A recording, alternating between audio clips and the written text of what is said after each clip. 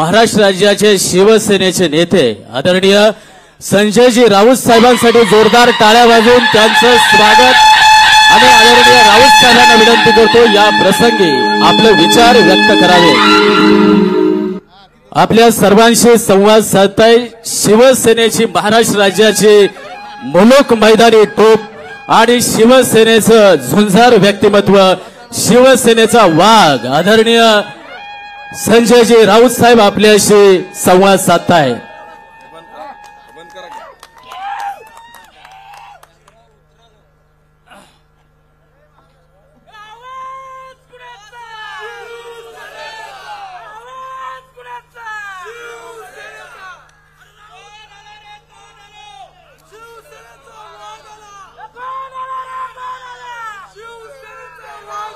या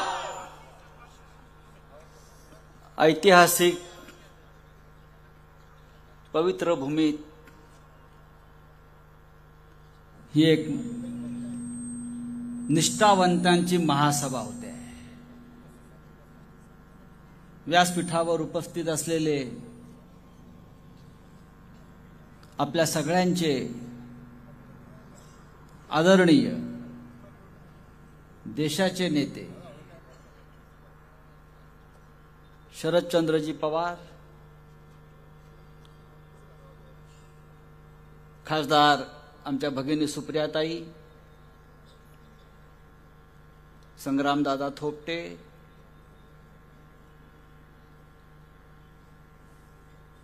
आमदार संजय जगताप, शशिकांतजी शिंदे, या भागातले आमचे शिवसेनेचे तडफदार नेते कुलदीप तात्या कोंडे आणि मगाशी फार मोठी व्यासपीठावरल्या नेत्यांची यादी सुप्रियाताईंनी वाचली। त्या उमेदवार आहेत, त्यांना वाचावंच लागेल। पण आज आपण इथे सगळे जमलेले आहात ते माननीय शरद पवार साहेबांना ऐकण्यासाठी। सुप्रियाताईंनी मला आमंत्रण दिलं, मी आलो, कारण हे घरचं नातं आहे। शरद पवार या देशातले राजकारणातले पितामह आहेत। मी त्यांना भीष्म पिता हा यासाठी म्हणत नाही, कारण भीष्म कौरवांच्या बाजूने होता आणि भीष्म शेवटी हा लढाईच्या शेवटी शरपंजरी पडला, लढू शकला नाही। पण हा आमचा पितामह अजून मैदानामध्ये उभा आहे, लढतोय आणि लढणाऱ्याचाच इतिहास लिहिला जातो, पळपुट्यांचा नाही। या व्यासपीठावर आणि समोर ही लढणाऱ्यांची फौज आहे। सुप्रियाताईंनी मगाशी आपल्या भाषणामध्ये एक महत्त्वाचा मुद्दा मांडला विकासाच्या दृष्टीनं, तो म्हणजे आपलं सरकार आल्यावर आपण कर्जमाफी करू असंच आपण सांगितलं। नक्कीच कर्जमाफी करू, पण गद्दारांना माफी करणार नाही। माफी करू शेतकऱ्यांसाठी, पण गद्दारांना माफी करणार नाही। गद्दारीला माफी नाही यापुढे। मग असे व्यासपीठावर बसलो असताना पवार साहेबांनी समोर असं दाखवलं, पहा इथे किती पांढऱ्या टोप्या आहेत। त्या या भागामध्ये अजूनही पांढऱ्या टोप्या आहेत आणि जरा सूर्य मावळला, हे प्रकाश हा सुरू झाला आणि या टोप्या अधिक उजळून निघाल्या, स्वच्छ चकचकीत। ह्या टोप्या काही बीजेपीच्या वॉशिंग मशीन मधून धुवून आलेल्या नाहीत। या ओरिजिनल प्रामाणिक, या बदलणाऱ्या टोप्या नाही आहेत। आज इथे बदलली, उद्या तिथे बदलली, अजिबात नाही। ही लढाई जी आहे सुप्रियाजी, बारामतीतली लढाई नाही आहे, ही महाराष्ट्राची लढाई आहे। आणि महाराष्ट्राची लढाई या बारामतीच्या मैदानात किंवा या युद्धभूमीवर खेळली जाते. उद्धव ठाकरे सुद्धा दौरे करतायत, माननीय शरद पवार साहेब फिरतायत, परवा राहुल गांधी महाराष्ट्रात येत आहेत. पण महाराष्ट्रातली लढाई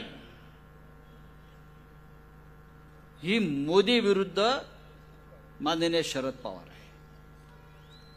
महाराष्ट्रातली लढाई ही उद्धव ठाकरे विरुद्ध नरेंद्र मोदी आहे. आपण आता विचार करायचा आहे की ज्या महाराष्ट्रानं इतकी आक्रमणं परतवून लावली,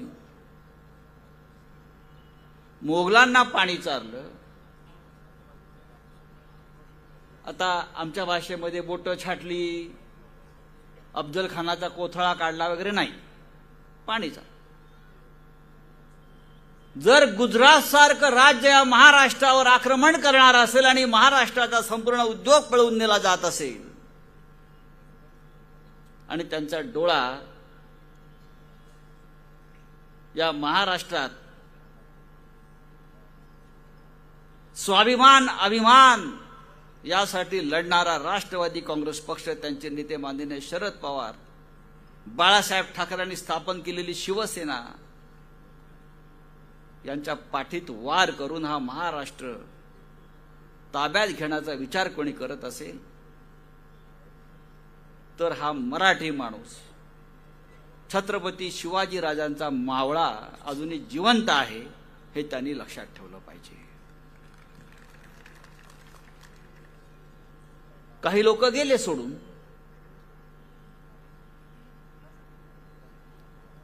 अजूनही जातील, पण ज्यांनी त्यांना आमदार बनवलं, खासदार बनवलं, मंत्री बनवलं ती जनता आणि ते माननीय शरद पवार साहेब अजून इथेच आहेत, लक्षात घ्या. सुप्रियाताई, चित्र असं आहे महाराष्ट्रातलं,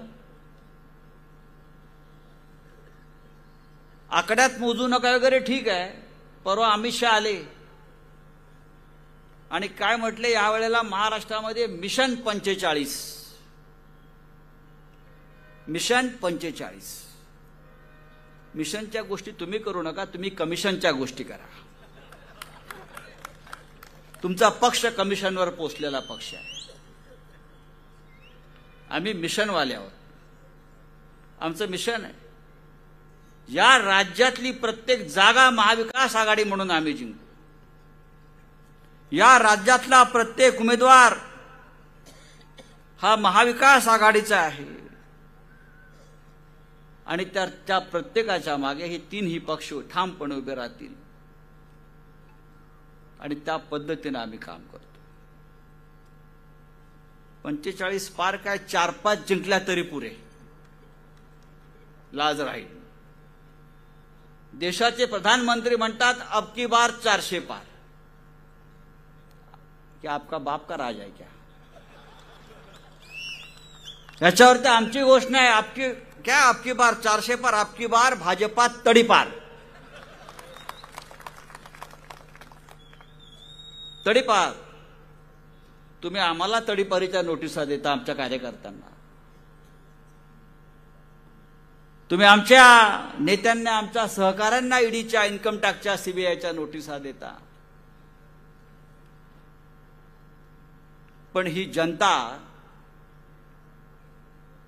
2024च्या प्रत्येक निवडणुकीत भारतीय जनता पक्षाला तडीपारीची नोटीस दिल्याशिवाय राहणार नाही, अशा प्रकारचं वातावरण या महाराष्ट्रामध्ये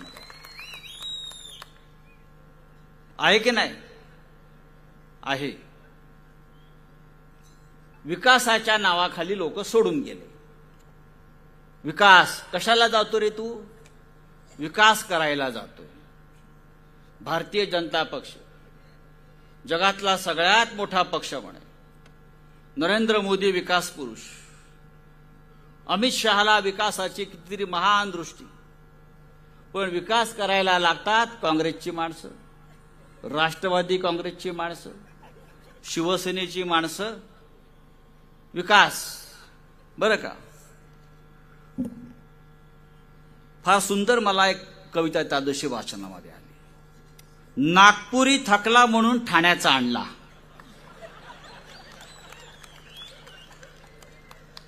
नागपुरी थकला म्हणून ठाण्याचा आणला, त्याच्याकडून जमिना म्हणून बारामतीचा बघितला.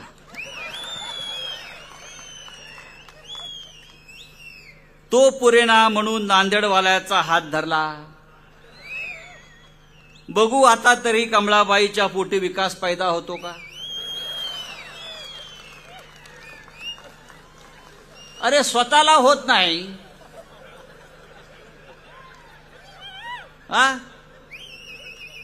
स्वतः विकास विकास विकास, कुठे आहे विकास. म्हणून हे 3-3 बाहेरचे नवरे केले.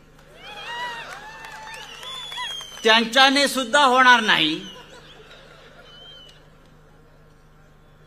या महाराष्ट्राचा विकास, या देशाचा विकास गेल्या 70 वर्षात झाला तो काँग्रेस पक्षाने केला. काँग्रेसचे आमचे मतभेद आहेत ना, होते, आज आम्ही एकत्र. पण ह्यांना वाटते की हा देश 2014 साली निर्माण झाला. 2014च्या आधी हा देशच नव्हता. 2014च्या आधी शरद पवार नव्हते, यशवंतराव चव्हाण नव्हते, बाळासाहेब ठाकरे नव्हते, पंडित नेहरू नव्हते, सरदार वल्लभभाई पटेल नव्हते. देशच नव्हता. हे सगळं जे दिसतंय मगाशी सुप्रियाताईंनी सांगितलं. लाल किल्ला सुद्धा मोदींनी बांधला, गेटवे ऑफ इंडिया मोदींनी बांधला, तिकडे इंडिया गेट आहे ते मोदींनी बांधलं, रिझर्व्ह बँक मोदींनी बांधली. मग त्या बँकेतले पैसे पळवायला अमित शहाला आणला. हा विकास, हा यांचा विकास, बरं का. तर कोणत्या विकासाच्या तुम्ही गोष्टी करताय, काय विकास केलात तुम्ही. एक नंबरचे ढोंगे आणि एक खोटारडे लोक आहेत. खरं म्हणजे आमचं सरकार तर 100% येत आहे 2024ला केंद्रात आणि महाराष्ट्रात. या सरकारनं, मोदीनं गेल्या काही वर्षात इतक्या लोकांना भारतरत्न दिलेलं आहे. पण एक स्पेशल भारतरत्न मला मोदींना द्यायचं आहे. मी पवार साहेबांची परवानगी त्यासाठी घेईन. एक स्पेशल भारतरत्न, विशेष भारतरत्न पुरस्कार नरेंद्र मोदींना द्यायला पाहिजे. इतक्या जलद गतीनं फेकाफेक करणारा माणूस या जगात दुसरा जन्माला आला नाही. तो भारतात जन्माला आला, तो भारतीय जनता पक्षात जन्माला आला. कसं काय सुचतं या लोकांना, कुठे ट्रेनिंग मिळतं या लोकांना, कुठे कार्यशाळा यांची आहे. हे परवा महाशय कलकत्त्याला गेले नरेंद्र मोदी आणि काय म्हणाले की मी लहान असताना, हे यांना लहानपणीचं फार आठवतं अजून. मी लहान असताना मला कलकत्त्यातल्या मेट्रो ट्रेनविषयी फार आकर्षण वाटायचं आणि मी लहानपणी कलकत्त्यात मेट्रो ट्रेन पाहायला आलो होतो. मोदीचा जन्म झाला 1950 साली. कलकत्त्यात मेट्रो ट्रेन आली 1985 साली. तेव्हा हा माणूस होता 36 वर्षाचा. 36 वर्षाच्या माणसाला वाटतं मी लहान आहे, बरं का. हा कुठल्या तरी गुजरातच्या स्टेशनला चहा विकायचा. ज्या स्टेशनवर हा चहा विकायचा, मोदीचा जन्म झाला 1950 साली. ते स्टेशन निर्माण झालं 1971 साली. तिथे रेल्वे धावली 1974 साली आणि हा त्या स्टेशनवर लहानपणी चहा विकायचा.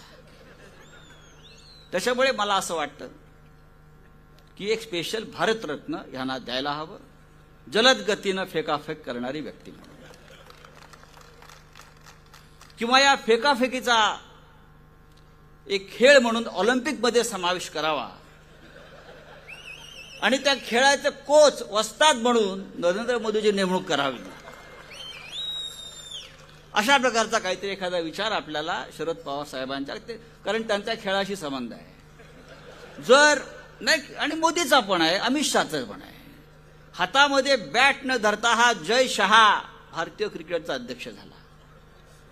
मला कोणीतरी विचारलं जय शहाचा आणि क्रिकेटचा संबंध काय?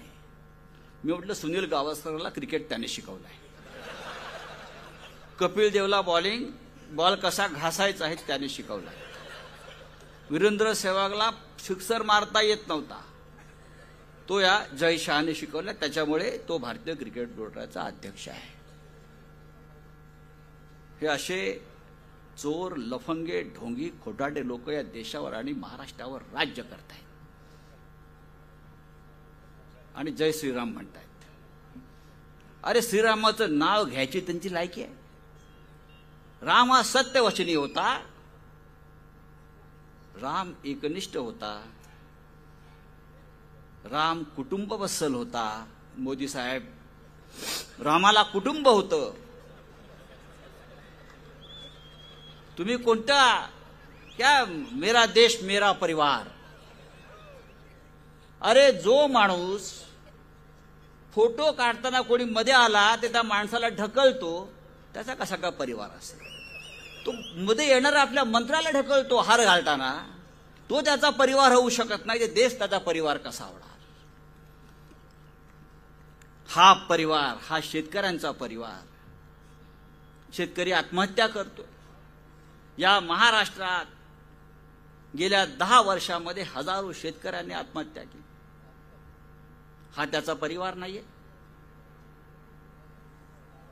हिंदुत्व. काश्मीरमध्ये हजारो काश्मीरी पंडितांना आम्ही परत त्यांच्या घरी पाठवू असे आणि वचन 2014ला दिलं आणि मतं घेतली.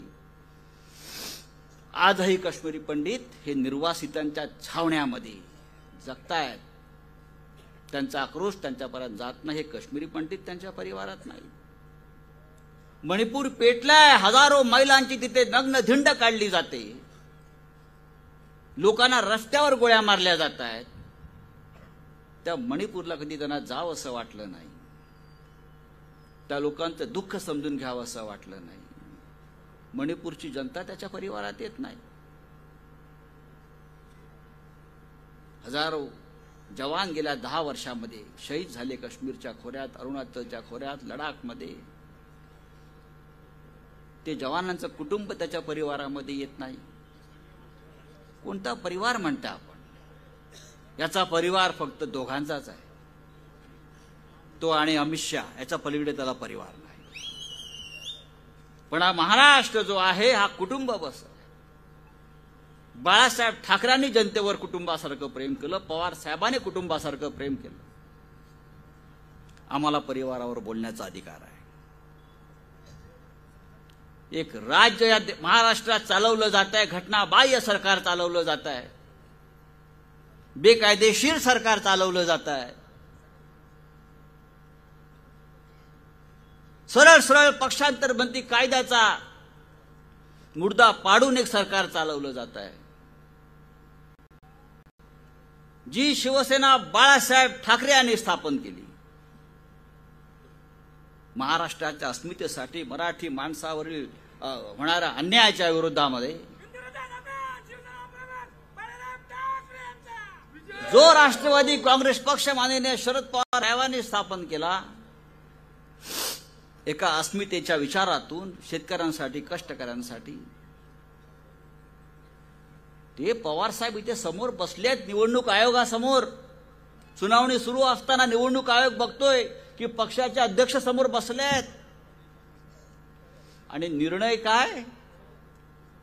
तर राष्ट्रवादी काँग्रेस अजित पवारांची, शिवसेना यांची. अहो ते जन्माला आले नव्हते. शिवसेना स्थापन झाली तेव्हा शिवसेना त्यांच्याकडे. ते विधानसभेचे अध्यक्ष आहेत एक राहुल नार्वेकर. त्यांनी 4 पक्ष बदलले आतापर्यंत. ते शिवसेनेमध्ये होते, ते राष्ट्रवादी काँग्रेसमध्ये होते. त्यांनी शिवसेना, राष्ट्रवादी काँग्रेस बेईमान लोकांच्या हातात दिली. विधानसभा अध्यक्षानं कसं वागू नये घटनात्मक पदावर बसलेल्या त्याचं ज्वलंत उदाहरण म्हणजे राहुल नार्वेकर. मग अशी शशिकांत शिंदेने मला आठवण करून दिली, कागद आहे शिंदे साहेब. संग्राम थोपटे बोलत होते, नाना पटोले यांनी राजीनामा दिल्यावर संग्राम थोपटे यांचं नाव विधानसभा अध्यक्षपदासाठी चाललं होतं. आज जर संग्राम थोपटे त्यावेळेला विधानसभेचे अध्यक्ष असते तर ते इकडल्या निष्ठावान छत्रपती शिवरायांच्या मावळ्यासारखेच वागले असते, कायद्यानं वागले असते, या देशाच्या संविधानानुसार वागले असते आणि एक गद्दारांचं सरकार त्याने येऊ दिलं नसतं.